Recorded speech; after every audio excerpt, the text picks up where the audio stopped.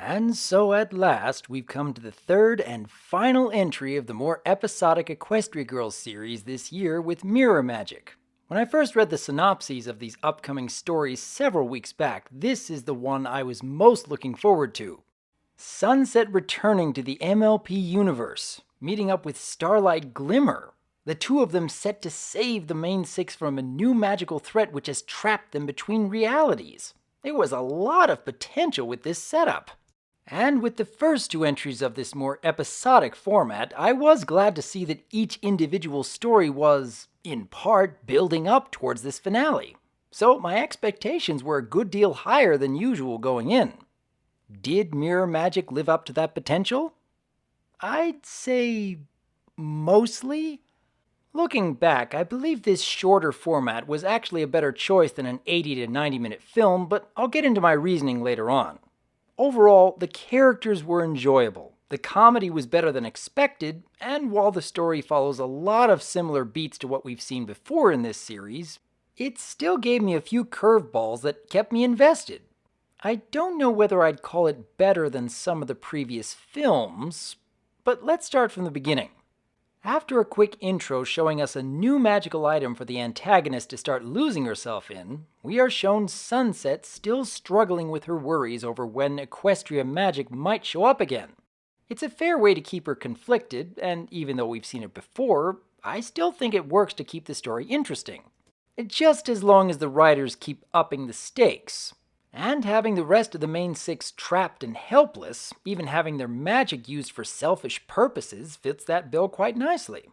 Mirror Magic breaks the mold of any of the previous Equestria Girls films in that there is no display of magical power from the protagonist to try and stop the villain. At all. Now, it would have been very easy to write in such a climax. Like Starlight is tasked with distracting Juniper while Sunset calls upon the magic of the main six still trapped in the mirror, and you could have had something very similar to the ending of Friendship Games. Instead, there is only the friendship speech and nothing more, which in some small way does help Mirror Magic to stand out from the films.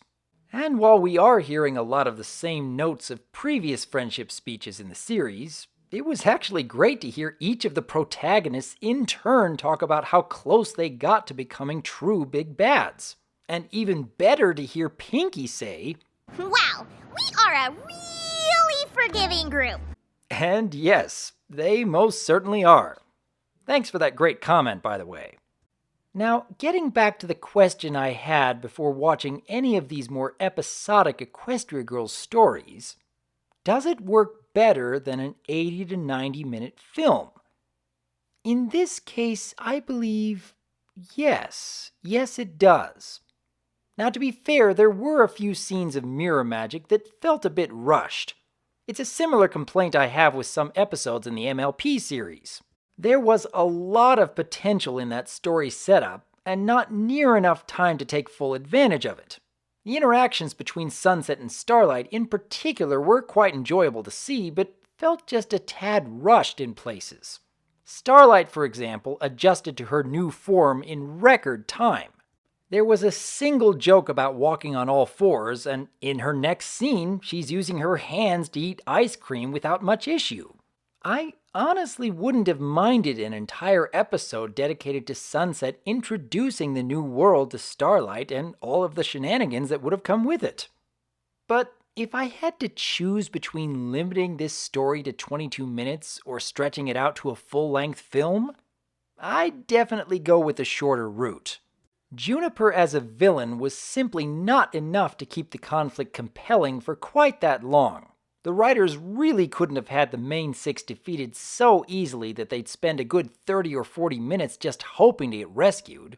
And while I do appreciate adding Starlight Glimmer to the Equestria Girls cast list, I don't believe having an entire movie dedicated to that end goal would have been justified. For both the story setup and the eventual status quo the writers had in mind, the shorter episodic format was indeed the better choice in this case. I do like seeing more magical elements introduce the Equestria Girls series. I can agree with some people that certain episodes and stories feel a bit rushed and really needed more time to flesh out properly. But in the past, I've worried that the Equestria Girls films have been adding more and more filler just to reach that 80-minute runtime. And this does seem like the logical next step. Does that mean every future Equestria Girls story should be limited to this episodic format? Well, if the writers do come up with a compelling narrative that could work for that longer runtime, then by all means, make another movie. Otherwise, I say stick with these 22-minute stories. I still prefer the original series over this spin-off, but as long as the characters are still fun to watch, then I'll keep coming back to them. What do you think, though?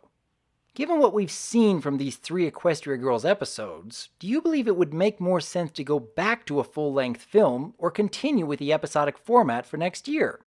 Also, when comparing dance magic, movie magic, and mirror magic, which one did you enjoy the most?